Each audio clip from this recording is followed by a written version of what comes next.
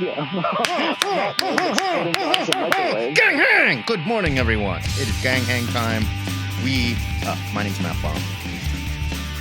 I'm the internet show Patrick. And we are the hosts of the Two-Headed Nerd comic book podcast. We get together with you kids on Saturday mornings because they don't show good cartoons anymore. Although the Olympics are on and there's some weird stuff going on the pommel horse if you're into that. I was watching it earlier. It's crazy town. We're not here. Men's gymnastics is this morning. We are not here to talk about the Olympics. We're here to talk about San Diego ComicCon. We are marinating in it right now. It's happening. And there's all kinds of news coming out. All kinds of news. Not just that. Wolverine and Deadpool is out. Now, no spoilers for anyone who's seen it. No spoilers. It just came out. I'm going later this afternoon. I'm excited. It's going to be fun. I saw it yesterday. It's glorious. Well, we'll get there. We'll get there. If people want the best way to describe it. If people have seen it and want to talk about it, we'll get there. But we've got all kinds of stuff to talk about. New comics news. The JLA and the JSA are moving in together, baby. Roommates. Well, all right. Are you just gonna gloss over the bullet points, or you want to get into it? No, let's just get into it. Whatever we want to talk about. Let's go. Well, since you brought it up, let's talk about comic news. And I'm gonna forgive me. I'm going to leave. My camera's not on. Sorry. I'm going to leave this window so I can go look at the Nerd News channel, but I promise I'm not leaving you. Well, I've got it open too if you want me to just shout it out. I'm still connected. I just need to switch. So DC announced a new Justice League book for the first time since the end of the one that started with Scott Snyder that Brian Michael Bendis drove into the ground. Which is a huge shock though, because we didn't think the Justice League was ever coming back. Yeah, right. I'm just stunned. The Titans are in charge from here on out, kids. Well, for a while. For a while. But yeah, the Justice League disbanded in the wake of Dark Crisis, and so they've been gone since then. So the new book's called Justice League Unlimited. It's written by Mark Waid with art by Dan Mora. Mark Waid has come out and said Dan Mora can comfortably draw 2 books a month. Oh yeah, Dan Mora's a machine. Don't worry about it. That dude is a machine. And so Dan Mora is also taking over Superman once All In begins. So he'll be off of World's Finest for a while, but I don't know if he's doing Superman long term. Anyway, Justice League Unlimited is going to star, at least at the beginning, according to the cover, Superman, Batman, Wonder Woman, Flash. Confirmed to be Wally, not Barry, which in a new costume. Okay, we thought it was Barry at first. I thought it was Barry at first, good. But it's now that Dan Mora confirmed it was Wally.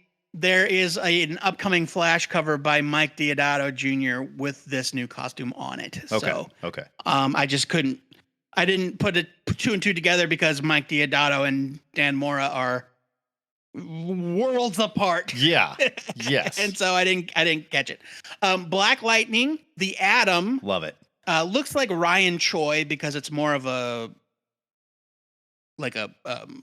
mechanical suit, like a tech suit than a costume. Right. Star Sapphire, that's a swerve. So weird Carol choice. Ferris. Yeah. And Captain Atom. Can anybody tell me? I love Captain Atom. I do too. Can anybody tell me with any degree of accuracy what Star Sapphire's powers are after Jeff Johns got his mitts on them? She's Green Lantern, but purple. Are they just Green Lanterns but pink? Yeah, she's pink Green Lantern powers. Exactly. Pink what it Green Lantern powers. Also, they can make people feel love or whatever. Is their deal. Yeah, well, no, it's normally like obsessive, dangerous love. Her power it comes from love, whereas like Green Lantern comes from willpower. Yeah, the Yellow Lanterns come from But it's just Green Lantern shit. But they all do the boxing same shit. Gloves, trucks, giant robots, jets. Yeah. She makes a sexy boxing glove. He makes a green boxing glove, and the yellow ones make a scary boxing glove. A sexy boxing glove. Yeah. Okay. I want to know what that looks like, but all right. You can picture it. It's sexy. Come on. Dan Mora designed a new Justice League Watchtower, which is a satellite. I love it. So they're back in the satellite. I love it. And it's got some things that incorporate other heroes like Robin's Nest with Robin's little logo there. It's got your standard like meeting room, your engine room, your portal. It's looking very much like the Like the 90s, just like the Grant Morrison It's Justice looking League. very much like the Young Justice Sanctuary in the Young Justice cartoon, where it's like there's a portal and everybody just comes and goes as they please into the Justice League Sanctuary where Young Justice lives. But there's also something called the Golden Quarters, home of the JSA. When they call it the Golden Quarters, it sounds like it's a retirement home. Like they go. It does sound. It is Right? an odd. it kind of is, right? It is an odd name. Like the there's also JSA's in there Quarters eating of mashed Solitude. potatoes and gravy and playing bingo. You know? There's a 4:30 buffet. Right. Right. There's also like a Phantom Zone projector room and a Quarters of Solitude. And so what Mark Waid said is that the way they are envisioning it is that the Justice League Watchtower can actually be a home for every superhero. I love in the DC that. universe. That's like Justice League Unlimited, where like there was and just so exactly like DC Justice heroes League Unlimited, the everywhere. cartoon, Right. And so it is, basically a gigantic orbital clubhouse. love it. How long does it Which I stay in think is space before they kick-ass. crash it into the Earth? What do you think? A year? Oh, you know that shit's gonna crash into the Earth. Does it make it 12 issues? Absolutely. 10 issues? There's like a rule in any superhero comic. If flying base, then huge crash. You know, like, it's just going to happen. Right. But they never learn. They keep building shield helicarriers. Like, get it back up there. It's a great idea. What are you talking about? So I think that this is very exciting. Mark Waid on Justice League, Dan Mora. Yeah, Dan Mora is out of That's control. DC good. definitely putting their best foot forward, in my opinion. And this looks, I mean, like, look, this looks like the Justice League. I like that they're fighting that urge to like take Superman or Batman or Wonder Woman out of it, you know, and just have one of them and a bunch of weirdos. But I love Black Lightning. Yeah, they've done that stuff. Yeah. You know, they've done that already. They've done that in the past. I love Captain Atom. I'd love to know what he's been doing. Is it weird to have the Atom and Captain Atom on the same team? It's no more weird than having Sage and Surge on your X team. That's stupid. That's just stupid. I'm on record. Like, you can't have Sage and Surge on the same team. They're two completely different characters. I don't care. Baby. I don't care. Their names are too close. No. It's dumb. All right. Somebody has to change their name. That's all I'm saying. All right. We had two people named Wolverine on the same team. Hey, I didn't like that either. Okay. And this is not coming from my Wolverine's not a woman. It's not that at all. Two characters with the same name is just stupid. It's stupid. But Sage and Surge are not the same name. No, they're just too close. That's just too close. That's West Coast Avengers had two Hawkeyes. It was amazing. Yes. yeah, and they joked about it. That like they and it was great. You know what? Segue. If no one has any more thoughts about the Justice League, that's a great segue, JD. Marvel announced the return of West Coast Avengers, which is actually something they teased in the final issue of Jerry Duggan's Iron Man. I don't know if you guys read that or caught that. It was great. You should. But yeah, he and Emma part ways, you know, no longer married. But like he made a case for it, and there was that, you know, will they or won't they kind of thing. It was all very good, but like that chapter is closed, and he left, and he's like, I don't know, I might meet up with Rhodey and restart the West Coast Avengers, and that was like the last line of the book. And so the new West Coast Avengers is going to be by Jerry Duggan. Love it. With art by Danny Kim, who is an artist I'm not familiar with. I don't know Danny Kim. And it is Iron Man, Rhodey, Spider-Woman, Firestar, and Ultron. And their premise is the premise is that their mandate is to work with villains that are seeking a path to redemption. And it says Ultron, who against all odds seems to be walking the straight and narrow ... for now. Firestar and Spider-Woman have their doubts. And can any amount of heroics really absolve Ultron of his past? The answer is no. He's homicidal. Like Magneto, I get it. He's been a good guy. He's been a bad guy. And we're like, that guy's complex. He has layers. The thing about Magneto is that he's justified in his anger. Right. Ultron brought into life, fell in love with his mom, wanted to kill people. Just hates all flesh bags. Yeah, and then wanted to murder humanity instantly. Like, it was not even a short time before Ultron went bad. Can't we find... It's like it's not even like, oh, robot kind has been persecuted. No. Nope. Murder all flesh bags. Yeah, that's Hank Pym was like, let's turn this sucker on. And it was like, I love you, mother. Must kill all humanity. You know, like, whoa. Yeah. What happened? The best part about this announcement is that front and center on the cover is Tony in the Silver Centurion Iron Man armor. Yeah. The Bob Layton bullet head Iron Man armor. Bob Layton silver and white. Yeah. That is my favorite Iron Man armor. I'll be the first to say it does kick ass because it's stupid looking. That's why I like it. It kicks so much ass. I love it. It's so clunky, but it's beautiful. Yeah. Yeah. No, West Coast Avengers is fun. I like what they're doing here. And look, if you're going to do this with Ultron, then let's do it. Let's actually come on, Jerry Duggan, make it stick. Don't give me the 6 issues in and then Ultron's looking right at the reader going, oh, well, all right. Well, some people are wondering if it's, do they still have that deal going where Hank Pym and Ultron are merged, or is that over? Did they fix that's that? been done. Yeah, that's been done. I think that's over because he's feeling much better, right? Yes. Well, Hank Pym was the main antagonist in that Avengers Inc. book with, right? Yeah, with the Vic Shade and that was Al Ewing. I loved that book. I never finished it. Mm-hmm. I never finished it. I haven't finished it yet either, but that's because of the Lake House. Oh, It was really? Vic Shade in the mind of Whirlwind, the evil mutant Whirlwind, which is pretty great. Yeah, and they're still a thing, actually. Avengers Inc. is still a thing. They opened an office. It was interesting the way that that Vic Shade was using the Whirlwind's powers to simulate Vision's powers. Mm-hmm. Huh? Yeah, I like that book very much. It was a kind of a weird disconnect for me between the noir tone of the the synopses and the covers by Daniel Acuna, and then the straight up superhero style artwork of Leonard Kirk. Yeah, but it's still very good. It's still a very good miniseries. I'm excited for West Coast Avengers. I liked the last volume, the Kelly Thompson volume. I know JD did as well. It was fun.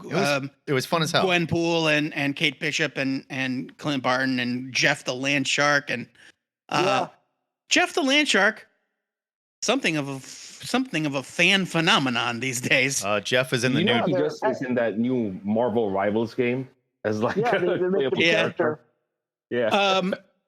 He's Jeff. got a card in Marvel Snap, and it's great. For Jeff. I love Jeff. I use him all the while. Yep. Yeah, I don't have a problem with that last West Coast Avengers. It was good. It was a fun read, but I genuinely love the West Coast Avengers team as a serious idea. Team. And I don't want it to be too serious because then look, West Coast Avengers devolved into the worst 90s soap opera ever. But before that, it was a lot of fun. It was great. Right. I remember the West Coast Avengers ended up being enemies with a lot of demonic things. Yeah. So it was all right, well, in the first couple issues of the ongoing series, they're fighting werewolves, and then they're fighting Master Pandemonium. And then Wanda's got demon babies and stealing pieces of Mephisto's soul. So for the first 50, not 50 because John Byrne comes on sometime in the 30s, I think. But for the first 2 years of that book, the West Coast Avengers are fighting supernatural beings. I think that was just kind of the order of the day at Marvel, though. Well, I kind of like that they had their own. They kind of had their own thing. Yeah. The event, the main Avengers in New York, that's who's fighting Annihilus and Ultron and right, and whatever. The West Coast Avengers, they're out in LA doing their own thing. Sure. Wasn't that also largely because of the inclusion of Moon Knight and characters that had more supernatural powers? Scarlet Witch showed up. Eventually joined the team. Yeah. Tigra was there. She's a magic cat person. Yeah. Yep. Hellcat. Hey, I want to loop back to Jeff the Landsahrk for just a second. Please. Yes, sir. And that is a segue to speak in defense of the Marvel Infinity comics. People act like these are, garbage and there's no reason to ever look Jeff, at them. I believe is the name of it. Yeah. Yeah. Yeah. Right. It's Jeff. But not just it's Jeff. They're doing a lot with the cute Marvel animals, Lucky the Pizza Dog and some of the others. There's a lot of all ages stuff on there. Yeah. I did not know this. Yeah, and they take 5 minutes to read. and they're fun. Like they make you smile every time in between reading comics that matter. All right. Yeah, and I will say that, and I've said it before. Those, especially those particular Infinity comics, work really well on a phone. They don't look so good on a computer or a tablet or anything. It's what they're designed for. They work. Yeah, they work really well on a phone. I just don't like and they're great for that kind of thing. I just don't like when, like X-Men Unlimited with, Nature Girl going full like villain, and then we find out that she's in the pit, and I have to go back to this thing that I have to read on my phone. Yeah, that is actually kind of frustrating. It's the Gambit. It's the Gambit CD-ROM thing that I talked about. Yeah, It's very similar to that. Don't pretend like we're all doing it. Marvel. Yeah. Well, and they didn't just. It wasn't just like she's in the pit. She's a totally different character, and she's like, I'm completely different with a different name, and all this stuff happened. You're like, when? Like in a comic that nobody read online. But I will absolutely agree with you. Like it's Jeff and the Marvel pets and all of that. Those are absolutely a blast, and I think they are in their right place and right format because it is the type of thing that like a nerd dad could give his 3 or 4 year old somebody with a kid who has Marvel Unlimited can hand off. Yeah, exactly. There's a lot of like shovelware comics on there too, where they try to make them like, ooh, this is important to somebody. It's a Moon Knight story or an Iron Fist story or whomever. I remember when they launched. There's a From the Ashes prequel on there right now.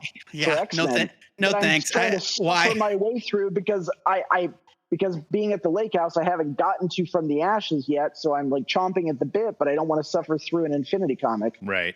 Yeah.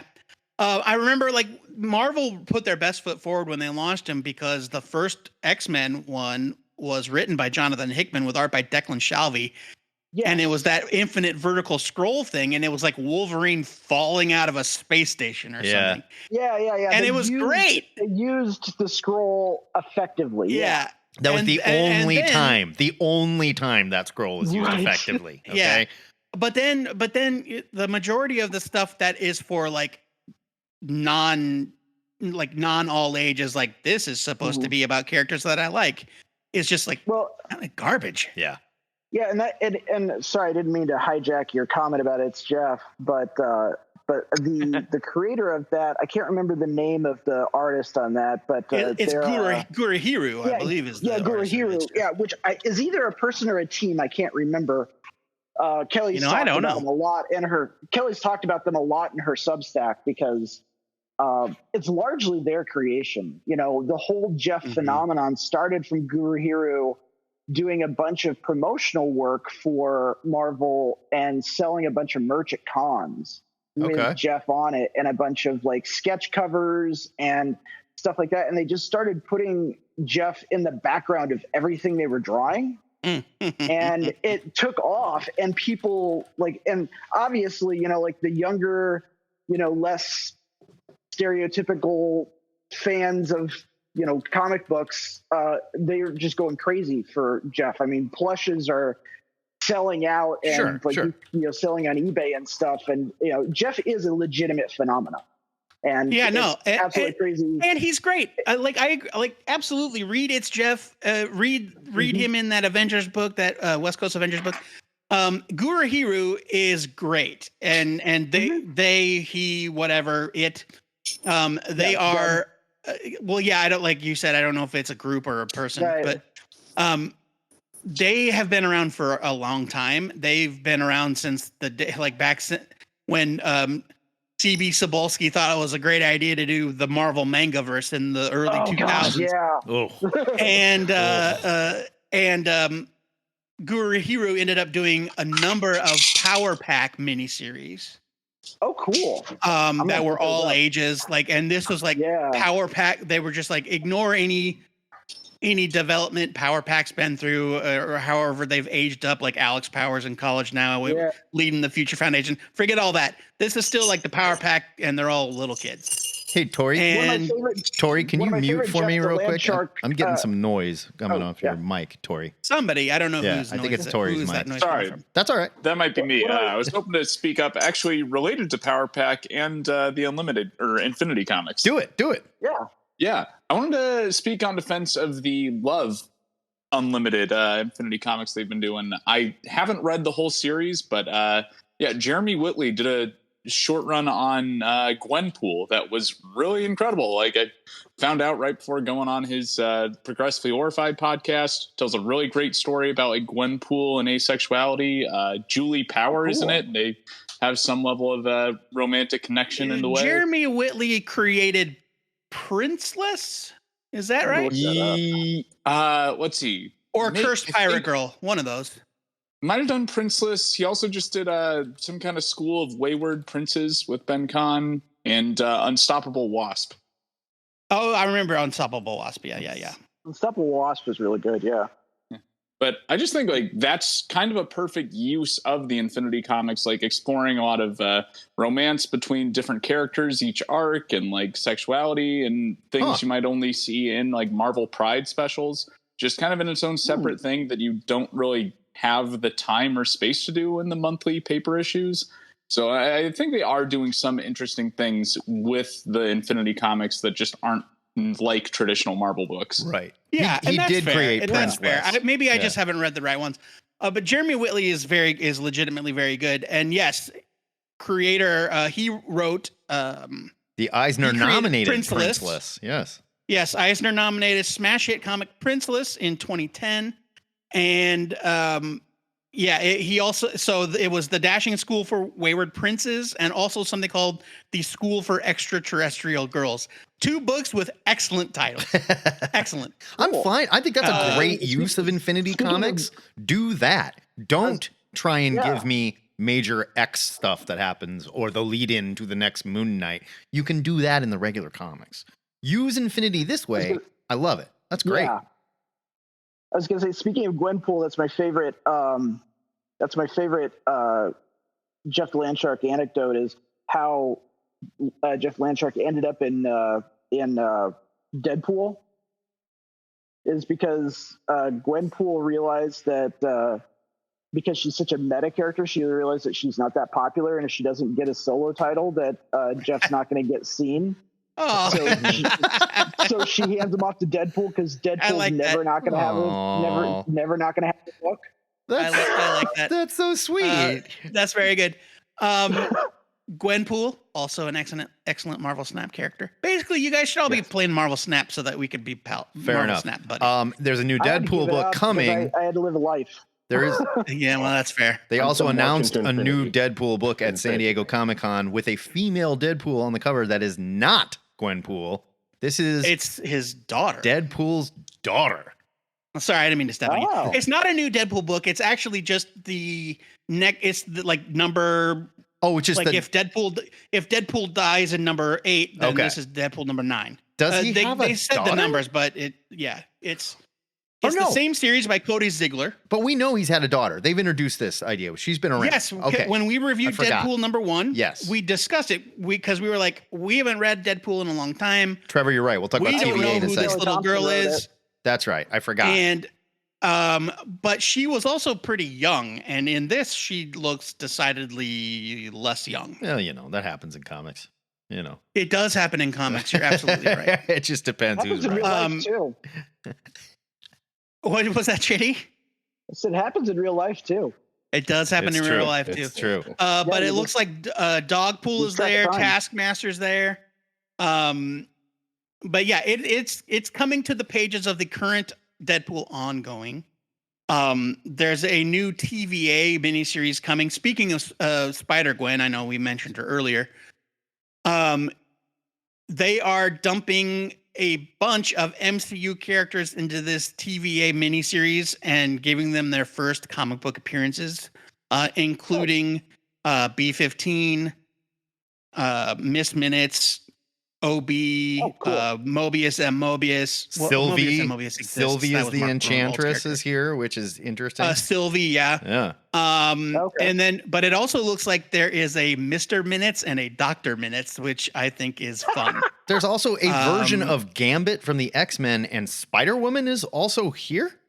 Well, Spider-Woman, that's Spider-Gwen. Spider-Gwen, aka Spider-Woman, aka Ghost Spider. Gotcha. She's had 18 different code names. Jesus. She is currently called Ghost Spider. Also Captain Carter. So Peggy Carter from the alternate What If, where I still think Ghost Spider's the right name for her, especially considering the fact that, as far as I understand it, her powers are still symbiote based. Oh, she has a symbiote. That's right. I don't even know. Yeah, she's one of the first of the Spider-Verse to actually tame the symbiote and be like before Black Widow. She was the first to tame the symbiote and actually coexist with it effectively. News to me. All right. So that should be fun. It's written by in this little description kind of buries the lead here. They just say it's written by horror sci-fi author Catherine Blair, but Catherine Blair is one of the head writers of Loki. Cool. So it's not just like some random sci-fi writer. It's one of the writers of Loki is writing the TV comic for Marvel. Loki was a huge hit. Why do you not mention that? This might not be the actual solicit. This might just be like something somebody wrote up for an article. Art is going to be by Per Perez, who I believe we like. Yeah, Per Perez is very good. Yes. I have a hard time keeping track of Per Perez, Pepe Larraz, and RB Silva. They all kind of like occupy a very similar space in my brain. I get the Larraz and Perez, but Silva. Because RB Silva and Pepe Larraz did that tag team of the House of X. Yeah. And their style is similar. That's why they're linked in my mind. Their style is very similar. And then Per Perez because he sounds like Pepe Larraz. Okay. All right. No, I mean, anyway, that's a little bit of insight into my. This looks like fun. This is like time hopping group of weird heroes, like fixing time stuff. Very, Exiles. Yeah, very Exiles. Yeah, that's first thing that popped into my head was Exiles. That's always fun though. I'm always down with that. And then of course in the wake of Blood Hunt, after the finale, one world under doom. Yeah. So let's get into it. I feel confident. I didn't want to spoil it when I posted it yesterday, but Marvel is just coming right out and saying it now. So if you don't want to know, throw your phone in the toilet. Yeah. But in the wake of, you don't have to flush it. Just throw it in the toilet. Just throw it in there. In the wake of Blood Hunt #5, which comes out next week, Dr. Doom will be the new Sorcerer Supreme of Earth. Or of the 616, and if you read Blood Hunt #4, you remember that was the cliffhanger, where Dr. Doom says, "I can fix this, but ... you have to make me the Sorcerer." Yeah, Supreme. It was great too. He's like, "Oh yeah, I can take care of this. Just make me the Sorcerer Supreme." And they're like, shit." Yeah. Right. And so Dr. Doom, it might shock you to hear that it's not really a role that can be easily passed on. Like Doctor Strange currently dead, currently a vampire. So, but you can't just like hand it back and forth like a hot potato. Right. And so Dr. Doom's going to be the new Sorcerer Supreme for, a Dark Reign-esque span of time, right? Because I think One World Under Doom is going to be like the theme of the year. Well, they're saying this is going forward, setting up the direction of the Marvel universe. So, leading to the next big event. Sure, of course. Mm-hmm. So it's like a Dark Reign kind of, or a heroic age kind of like umbrella. Sure. Where it's like, this is the status quo in the Marvel universe. Things are fucked. Things is fucked. And so then they said 8 Deaths of Spider-Man is actually about Spider-Man doing some mission for Doom, and Doom gives him a new mystically empowered suit that comes with 8 extra lives. What? And it's like it's like a video game. It's like 8 1-ups, right? Yeah. And like you don't jump. It counts down every time he dies. It counts down. Like, I didn't double jump, so now I got to do that again. Like, there we go. Sure, right, exactly. Like, I mistimed that, or I didn't hit that thing with the right fireball. Yeah. So it's like a magical suit that Doom gives him. And they have kind of showed it now. I didn't post a picture because I didn't want to post spoilers yesterday, but now Marvel doesn't care how you feel about spoilers. Well, so I mean, look, they got to put stuff out there. It's San Diego. It's San Diego. Come on, you roll with it. And so it's like silver and black or gray and black, and he's got like a cloak or some sort of billowy thing like Doctor Strange.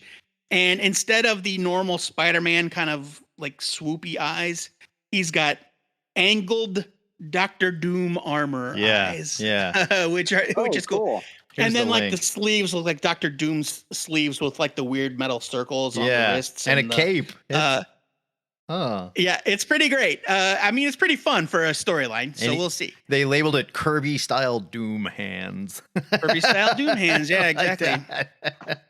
Gem countdown on chest. Okay, so he has 8 gems on his chest, shaped like a spider, and when he dies, one of the gems goes dark. So it's just like a video game. You know, you got your lives up there. Yeah, right. And the 8 is thematic to spiders because 8 legs. Fair enough. I literally didn't even think about that before now. Honestly, but you're right. That because this whole time it's just been like it's 8 deaths and 10 issues. What are we doing here? Yeah, I mean, the 10 deaths of Wolverine had the sense to be 10 issues long. You know. Yeah. So Marvel kind of came out pretty swinging pretty hard with a couple things. Of course, it's 2 hours in the past or 2 hours in the past for us in San Diego right now, and so they're just getting started. Right. For the day, it's 9:30 there. Today we're gonna get movie news, and the biggest panels are tonight. And so movie news tonight, right? It'll be there's Marvel's next big thing is today at like 4. Okay. And then the Hall H panel is after that, and the Hall H panel is the one everybody. That's where we're like, are we going to get a Fantastic Four teaser? Probably not. That's the Kevin Feige. That's where the Kevin Feige experience. That's the thing people are probably already camped out for. You know. Yeah. But yeah, San Diego, man. It's been a long time since there's been a con where I felt like there was a lot of actual big, fun announcements. Yeah. We got some pretty detailed looks at some absolute DC concepts, like Absolute Alfred, who is a fucking smoke show. What is that? By the way, like I don't know what. Yeah. And Bruce Wayne. Bruce Wayne looks like a fucking dump truck. That guy is huge. Yeah, man. Yeah, he does. This Bruce Wayne, and I feel bad for Black Mask because it looks like his head's infected. He's got this gigantic bulbous skull. He's got a bulbous insect head or something. This book is going to be weird as hell. You look guys. Look at this absolute. Take this from the Nerd News and post it in the chat, Matt. This Bruce Wayne looks like he weighs about 400 pounds, all muscle. Is that he's got a little champion of the world? He's got a little bat-eared Frenchie dog that's adorable. Yeah. It's Ace, right? It's Ace. Ace is just a Frenchie now. I hope they call it Ace, but Ace is more of a hound. But yeah, what's that? Ace was like a German Shepherd. No, Ace is like I don't know what he is. Like a German Shepherd. He's not a German Shepherd. He's like a pointy-eared dog. Like Ace, they've been drawing him like a what am I trying to say? A Rottweiler or something. Like a really maybe a Rottweiler. But he's got he's a mix. He's a mutt. I don't know. He doesn't have like short hair like a Doberman but yeah. I can't remember that. I'm not good at dog breeds, but they also confirmed Absolute Green Lantern by Al Ewing and Janoy Lindsay, starring a girl, African American or some other like non-white, very little person of color. Let's call them a person of color, not non-white. That sounds a little. Thank you. A person. I couldn't think of the. Getting a little JD Vance there for me. I am. Look, I was trying to be polite. Starring a non-white.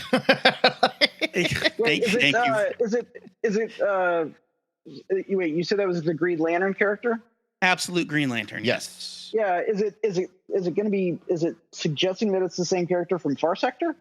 No, I don't think so. No, because she wears the glasses. Everybody in the Absolute universe is totally different. Well, I expect that she's an existing character, but maybe it is Joe Mullen.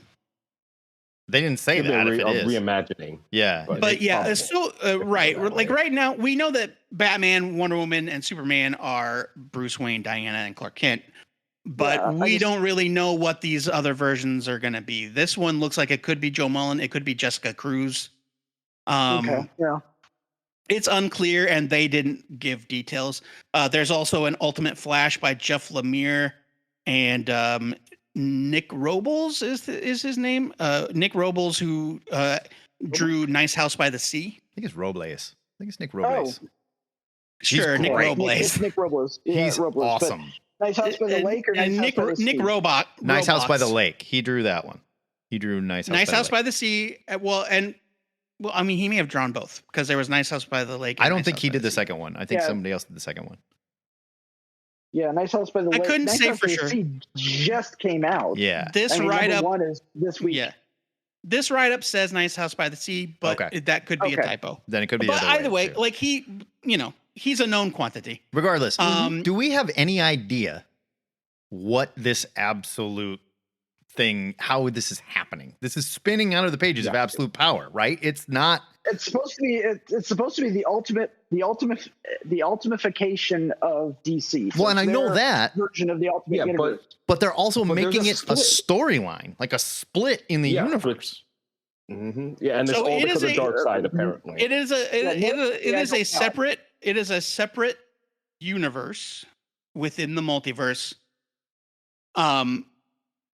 Kind of born out of the negative energy of Darkseid. This is all, it's all very Scott Snyder nonsense where it's like, let's play the Batman theme song. Darkseid had a tummy ache. Summon Barbados. And Darkseid sat on the toilet and took some deep breaths and a new universe came out. Right. It's like when you already have one multiverse, there's no such thing as having two multiverses. It's one multiverse it encompasses everything, you dummies. Right. Darkseid's got a squatty potty. Yes, it's squatty potty, right? Yeah, because Darkseid understands it changes things. But essentially, it is a universe born from. Whereas most universes that we know are kind of seeded or inspired or whatever by like the positive energy that a character like Superman provides. This universe is created by the energy that's more familiar to like Darkseid. And so this is a version of these characters. They're still very much heroic characters, but they are characters that are underdogs. They are without the resources. Like this Bruce Wayne is broke. He sure doesn't look like an underdog to me. He's built like Jack Reacher. Like this dude is gigantic. Well, you're right, but he's not a billionaire. It's like, sure. This is so it's like a Clark Kent without Mom and Pa Kent. Like maybe they raised him, but they're dead or Clark something. Kent looks like an underdog. He looks like he needs to eat a sandwich. He's a little skinny. Yeah. So like, Diana is cut off from the Amazons, or she's the last Amazon. She rides like a metal skeleton of a Pegasus. Yeah. She's like very much tied to like the land of the dead. She's been playing too much Final Fantasy. She's got a giant sword and shit. Yeah, right. And so like these are heroic characters that are kind of born out of adversity rather than like I was raised by a kindly couple from Kansas, that sort of thing. They don't have a happy origin like Batman. Yeah. Right. They don't have a happy origin like Batman, right? Yeah. Absolute Flash, it looks like a redheaded kid, so I'm guessing that's Wally, but we'll see. Yeah. So yeah, Absolute, it's shaping up right now. We know that there's going to be 5 titles.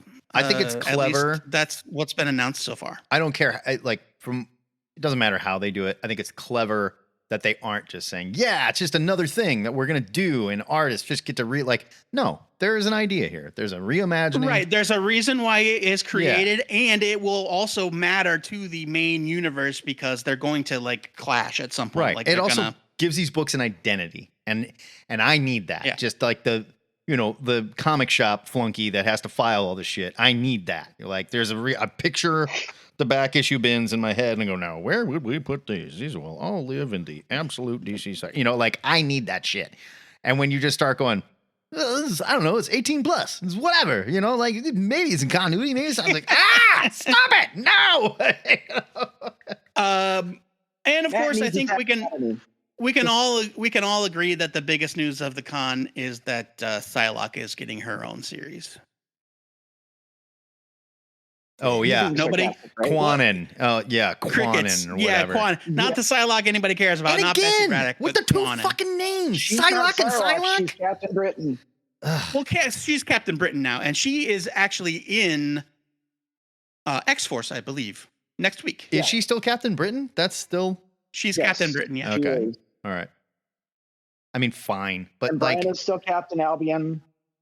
I'm not saying I want this character to be called Quanon because that name sucks too. But you're not Psylocke, you know. It's Conan. It's Conan. You know what though? I'll be honest with you. Like the Psylocke name has been like so linked to, I guess, you know, whenever they had the weird, you know, body switching thing. Right. You know what? Inheriting Psylocke as a name, sure, why not? I just don't know if we need a single book for like. No, and I'm sure it's a mini series. It's got it's going to be a mini series. But so I've been listening to this new podcast, but this other podcast called Cerebro. Shame on you, but tell us more. Which is it's an entire podcast where they take every episode and they focus on one X-Men character and they just run down the entire history of the character and then they kind of debate it, but it's all from a LGBTQ standpoint. And they talked to the first episode is Betsy Braddock, and they have T.D. Howard on because it was right at the time when the Excalibur book was first coming out. Okay. In Dawn of X. That's the only downside is I'm getting caught up, so I know things that are coming that they don't know. Sure. So it's frustrating, but it's really interesting that the host and the guests, their standpoint on Betsy and Conan, the fact that it's important from a representation standpoint and also from a kind of retroactively redoing that really kind of questionably moral, kind of questionably not so culturally sensitive story arc of basically putting Betsy's brain in a Japanese body. Yeah. And giving this Asian character actual agency to be their own person, and then giving them the name of arguably one of the most popular X characters from the 90s. Yeah. That's fair. Those are fair points. On their own 2 feet, especially I guess, considering the fact that Betsy is Captain Britain. Betsy is her own character. Right. Now. Okay. No, fair. And if you want to say, okay, they're taking the name back or whatever, fine. Yeah. I guess. Fine. I just don't care. All right. That's fine if you don't care. But it's an ongoing. Goodness. Oh, good luck with that. Oh boy. I could be shitty and snide and say, oh my gosh, the white guy doesn't care about the Asian character. No, it's not that. That's not it. I understand. I don't care about Quanon as a character. I liked Psylocke when it was Betsy. If you remove Betsy from the equation, I'm not sure I'm. Betsy's the character that I'm a fan of. I'll take it a step further. I liked Betsy when she was just Betsy, like in the stupid like pink costume. I never cared about the ninja shit. The pink costume with the butterfly, with the butterflies and the robot eyes. Yes. All right, let's address Matt's racism another time. The comic is going to be written by Alyssa Wong, who has been doing the Dr. Aphra comics. She's very good. Written by rising star Vincenzo Caratu. He's good. Who is currently drawing Blood Hunt Dracula. Yeah, he's very good. And so, whatever. Hold on, Damon, you're curious. Yeah, look, you never know. All I was going to say was, it might surprise us, is what I'm trying to say. Well, sure. I'm going to play devil's advocate. We will review it, and I am rooting for it to be good. I want it to be good. I don't ever want comics to suck. I don't think there's anywhere but up to go for that character, quite honestly. Correct. I mean, and maybe that's a good thing. That might be the point. Kind of a blank slate. Yeah, I'm not afraid that they're going to screw up my Quanon, continuity or something. Yeah, exactly. Fun little. Sorry, JD, go ahead. I was just gonna say, at least they're not having her be Revenge. Oh God, no. Fun little bit of news that hasn't necessarily made the sites. Marvel sent out a ton of press releases yesterday, and I didn't see a lot of it online. But we're getting a Dogpool Infinity comic and a comic book called Beastly Buddies, which is a horror comic.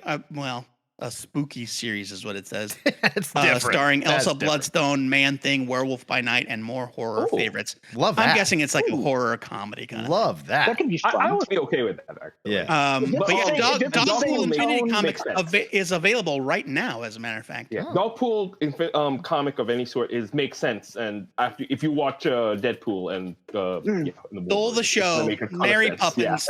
Yeah, love her. It's gonna make a ton of sense. Love her. And the Elsa Bloodstone thing, if it's the same like tone as the Halloween special on Disney Plus, that could be fun. I still think that's still one of my favorites. That's the best Disney Plus TV thing they have done, hands down. It's the best. Yeah, I agree with that. John, are you trying to say something? Yeah. All right. John Tverdick, are you trying to say something? I see you lighting up. Nope, he's hiding. I think we might be getting a visit from Hugo. It could be. Hugo, is that you? I don't know. Okay. Well, John might not know he's unmuted. They've gone dark. It happens. I don't think John knew. I get it. Oh, no, wait. Well, it's just a bunch of noise. I think maybe it's his phone's in his pants. This is exciting radio, though. Let's get back to what we were talking about. Well, that's the biggest news that I've seen so far. I don't know if anybody saw anything else that's fun. Comic-wise, that's about it. The Marvel Rivals closed beta is now, the beta is now open, but you have to. Marvel Rivals is the new Marvel branded Overwatch game. Yeah, I'm about to say it's basically a superhero brawler like Overwatch, but with Marvel characters. Oh, okay, pretty much. Yeah, it looks time, exactly like when I say that it looks like Overwatch, I mean they like stole, like they skinned Overwatch design assets from Overwatch is how it looks. Oh, like down to fonts and stuff. It literally looks like it. Yeah. Thank you, Trevor, for your service. Ace the Bat Hound, for the record, was a German Shepherd pre-crisis. Post-crisis, he was an English Mastiff. In the New 52, he was a Great Dane, and now he has been rebirthed as a German Shepherd again. Oh, okay. There you go. He was a Batman Beyond. He was, because there was an ace in that too in the book. I think he was a Great Dane in Batman Beyond. He was a Great Dane. That's what I was about to say. Yeah. But Marvel Rivals, the beta is open, but you have to jump through a bunch of hoops, including watching a bunch of Twitch live streams to get your chance to access it, and it's not worth it. That's not worth it to me. Although Jeff will be a playable character as of this coming Thursday. That's what they say. So yeah. Although I did see the announcement trailer, was adorable with him, though. I will say that he was humming along to the Marvel Rivals theme. I'm not real sure how Jeff fares in no idea. Yeah, but these games in a 5-on-5 superhero brawl. This is how these games are. We're like a strategy support character. Yeah, something I like that. See Jeff, they just put a giant bazooka on his teleporter. But any of these games, it's like if you're gonna do, when they do like the DC fighting games and stuff, we're like, well, all right, I'm gonna play Catwoman and just kick the shit out of Superman. Watch this. Yeah, right. Okay. Yeah. I remember in the trailer they were like, they really did think about each character's powers, because they were doing stuff like magic, creating portals, suddenly creating portals in front of people and sending them off the edge of the map. And it's like, oh yeah, fun. That's pretty great. That's kind of neat. Yeah. I will say that as much as we like to kind of dog on it in the past, as far as the comic series, it's one thing I will say about the what is it, that DC series from the books? Injustice? Injustice did a really good job of explaining why the heroes were fighting each other why the heroes were fighting. They did. Yeah. And it was one of the first times, because I mean that's always been one of my biggest pet peeves with comic book video games. Is like, why the hell am I putting Omega Red on a team with with Captain America? Yeah. And stuff like that. Well, because you got to beat up. Obviously, you want to beat up Mega Man. It works really well, but so narratively, I like the idea of having, an idea of why they're fighting, or why Green Arrow could beat, a Amazo or something. Right. Yeah. Otherwise, we're Capcom versus Marvel, X15, I love that times game, 2. Marvel versus Capcom rules, but it is very similar. But it also got to a point where it's not a game anymore. Captain America in a fist fight with Thanos. Right. It's got to a point where it's just like, who can trigger their ultimate, combo the fastest, and then you're dead. Unibeam, baby. Unibeam. I have an appreciation of that, so I can see both sides of it. Okay. To be fair. All right. Because I love fighting things. Talking about like powers and stuff, like I haven't seen Deadpool and Wolverine yet, but I was listening to a review of it, and this reviewer on NPR was saying that they thought the fights were boring because they were just all blood and cutting, and they're like, in other superhero movies there's just been more interesting fights. I'm like, yeah, because in other superhero movies there's more interesting powers. Well, also because in other superhero movies they can't do blood and cutting. Right. And Captain America is not going to cut somebody's head off with his, Wolverine is not going to stab people in the X-Men movies. Not really. Well, he does. They just don't show blood. Wolverine's not going to shoot a unibeam and bounce it off of Captain America's shield because Wolverine doesn't have a unibeam. Right. Yeah. Yeah. Yeah. No, Mark Ornberger. Mark said with a fact check, Mark said Alvaro Martinez Bueno drew Nice House by the Lake and is now drawing by the Sea. So I'm not sure why they said they gave that to Nick Robles, but I have heard the name before. Huh. So I know he's done stuff with Tynion before too. So yeah, definitely. I'm looking up thank you for that, Mark. And Trevor, thank you for keeping us honest. And honestly, really, thank you for keeping Bleeding Cool honest, because Rich Johnston can't fact check for shit. Nope. So before we go all spoilers on Deadpool, because I haven't seen it, I just I wanted to express a controversial opinion that I've come to the conclusion of. I was trying to figure out what I'm most excited about with this Deadpool movie, and I'm honestly more excited about seeing where we go forward, like moving on and being able to kind of sundown these two characters, especially Hugh Jackman, because I realized, controversial opinion, I'm not that big of a fan of Hugh Jackman's portrayal of Logan, of Wolverine. I'm not either. I think he looks really neat, but that's about it. And I feel like they latched on to the sad, tragic loner aspect of the character, and there's never that cocky, since the first movie, there's never been that cocky, likes to fight, the best there is at what he does, like that guy. Right, yeah. Berserker rage. Right, and when we did get that line, he was in a truck with his girlfriend, and he's like, well, baby, I'm the best there is at what I do, and what I do, it's not pretty. I mean, he's a fine version of Wolverine if you want to if you want to watch a version of Wolverine that's 6 feet tall and gorgeously handsome. Yeah. But that's not Wolverine. We've never had a comics accurate Wolverine. Right, I don't want to spoil the movie, but we did see one. Well, I mean, okay, right. Shut up. Shut up. I mean, look.